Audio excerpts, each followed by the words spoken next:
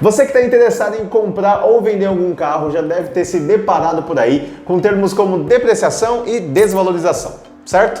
Bom, a KBB Brasil, sendo a especialista e referência em pesquisa de preços de carros aqui no país, decidiu explicar para você o que exatamente significa cada um desses termos e por que é importante você saber disso. Então, se você ficou curioso, fica aqui comigo porque a gente explica tudo.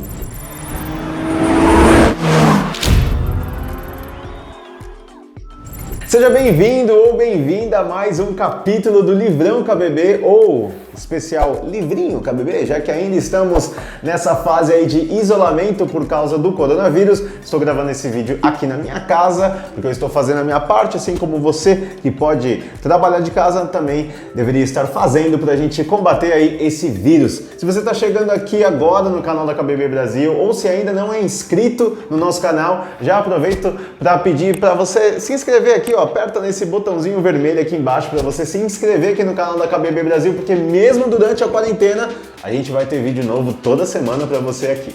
Vira e mexe você vê então por aí os termos que eu falei lá no começo, no abre desse vídeo, que são desvalorização e depreciação dos carros. A própria KBB Brasil já produziu uma série de conteúdos sobre isso, com listas e rankings, ordenando aí os carros por depreciação. Aqui no YouTube tem vídeo sobre isso também, mas muita gente tem esses termos como sinônimo, né? Usa esses termos como equivalência, mas na verdade eles não são. São conceitos bem diferentes e que eles fazem toda a diferença aí na hora de você entender o que é a desvalorização e depreciação de um carro e por que isso é importante para você na hora que você estiver lendo alguma matéria sobre isso. Então aqui nesse vídeo a gente vai explicar direitinho qual é a diferença desses dois conceitos para você. Começando pela desvalorização, para a gente calcular essa taxa, a KBB Brasil analisa a curva histórica de preços de uma geração de um carro para a gente poder chegar nesse número. Como está aparecendo nesse exemplo aí na sua tela, esse é um exemplo de curva histórica de um modelo que a gente tem na nossa base de dados. Cada pontinho desse aí representa um preço num determinado tempo no passado. E aí, como esses preços vão variando conforme o tempo, a gente tem essa curvatura histórica de preços e é com base nela que a gente vai usar aí para calcular a taxa de desvalorização do carro. Todo carro possui essa mesma curvatura quando a gente analisa o comportamento de preços dele ao longo do tempo. E aí a gente pega essas informações, faz todo um índice estatístico aí para poder prever, com base no passado, quanto que esse carro vai desvalorizar, ou melhor, perder de valor no futuro. É uma taxa, então, que define quanto esse carro está sofrendo de desvalorização atual. Por isso que dá para prever quanto ele vai sofrer, né, de perda de valor para o futuro, a partir do que aconteceu no passado. Ou seja, saber a taxa de desvalorização de um carro é uma informação importante para quem ainda vai comprar esse carro e quer prever aí quanto ele vai mais ou menos perder ao longo do tempo.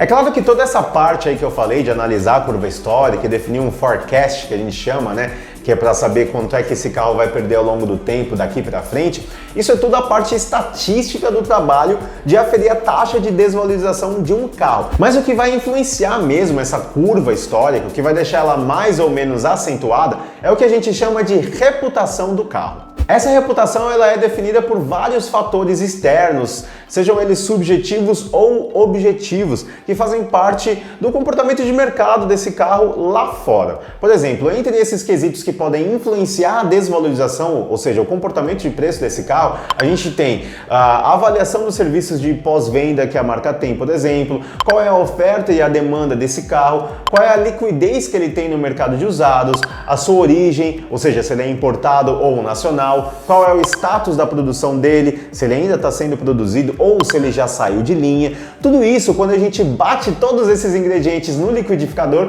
a gente constrói o que a gente chama de reputação do carro, e é isso que no limite vai definir o comportamento dessa curva histórica que depois, com a nossa análise de coleta, a gente vai identificar para daí sim fazer o cálculo da desvalorização atual desse carro para prever como é que vai ser o comportamento dele no futuro.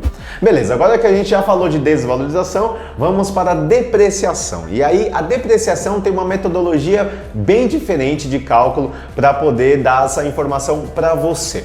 A primeira diferença entre depreciação e desvalorização, na verdade, é o conceito dessa palavra, porque a depreciação ela está muito mais próxima do que a gente chama de valor residual de um bem, que é um conceito bem usado aí na contabilidade. Não é exatamente a mesma coisa, mas está bem próximo do que a contabilidade entende como valor residual de um bem. Ou seja, esse valor residual é simplesmente você comparar o quanto você pagou por um bem quando ele era novo, ou no caso de um carro, quando ele era 0 km, e quanto ele está custando hoje, nesse momento presente. E aí você faz essa diferença, quanto ele custava novo e quanto ele custa hoje para você vender usado. Essa relação direta é o que a gente chama de depreciação. É por isso que, em termos estatísticos, a depreciação ela é muito mais simples para se calcular, porque a única coisa que a gente faz é pegar o preço que ele valia antes e agora comparar quanto ele vale depois de um tempo já usado, ou seja, é uma relação direta de tempo nesse caso. Agora, se é um pouco mais fácil definir estatisticamente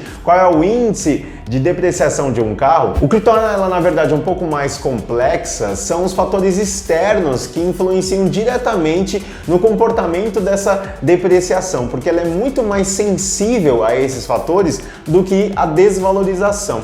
Por exemplo, se a gente tem um pico de inflação durante um período, ou se acontece uma variação muito grande cambial aí em relação ao dólar, ou se, por exemplo, a fábrica decide mudar a política de preços e reposiciona os carros modelo 0 km, né, colocando ele muito mais caro ou muito mais barato, todos esses movimentos externos vão ter um impacto direto e imediato na depreciação. Ao passo que na desvalorização, todas essas mudanças, como a gente trabalha com curva histórica, isso fica mais diluído no presente e aí a gente vai demorar um pouco mais para identificar lá na frente. Agora, em relação à depreciação, esses fatores que eu falei têm um impacto direto no cálculo, né, para a gente saber esse índice de depreciação. Vou dar um exemplo prático para vocês. Se a Volkswagen decide mudar os preços do Gol, decide reposicionar ele para ficar um carro muito mais caro como 0 km, todos os Volkswagen Gol vendidos usados que façam parte da mesma geração desse Gol 0 km,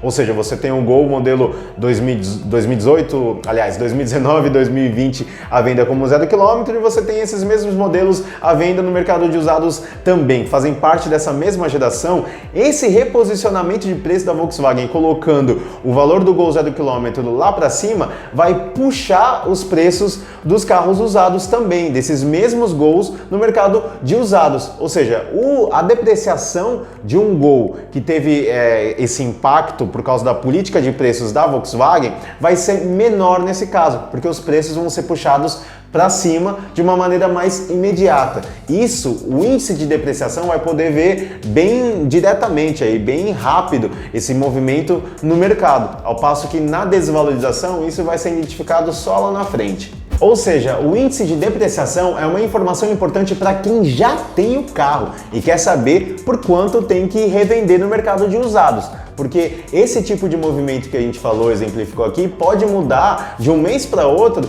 o preço que você vai anunciar o seu carro no mercado de usados.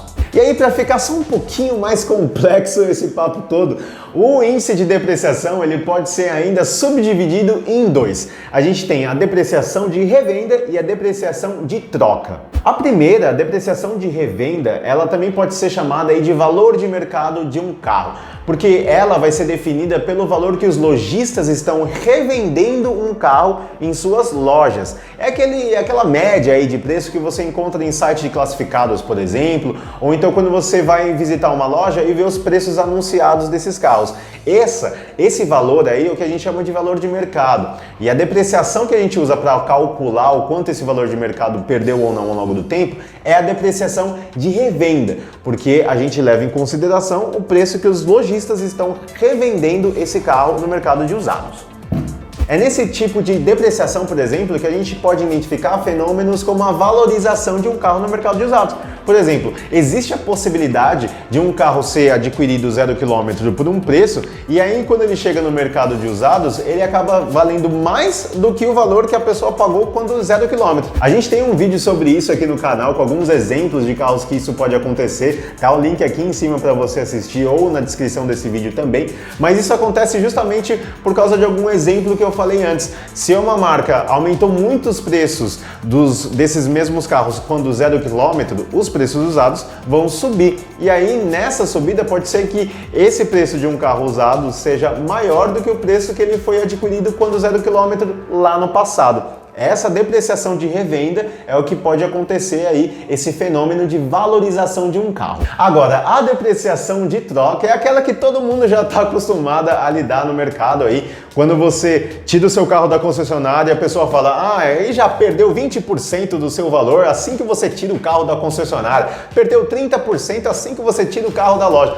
Todo esse conceito, esse conhecimento comum aí está, na verdade, se tratando da depreciação de troca. Por quê?